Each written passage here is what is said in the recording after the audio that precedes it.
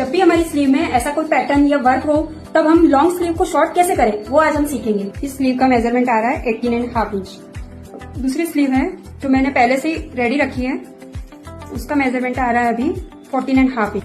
ये स्लीव मुझे 14.5 inch ready चाहिए, तो मैं 14.5 इंच पे एक मार्क करूंगी और इसी मार्क को ध्यान में रखते हुए पूरी स्लीव पे मार्क करूंगी।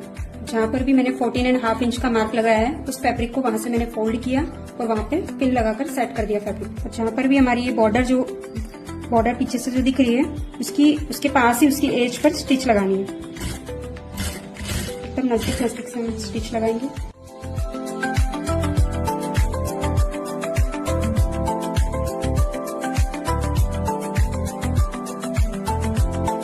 सिर्फ एक ही स्टिच में बिना कट किए हुए हमने स्लीव को रेडी किया है और ये भी 14.5 इंच की बनके रेडी हो गई है। और नए ट्रिक्स के लिए आप हमें फॉलो करिए शीतल स्टिचिंग क्लासेस।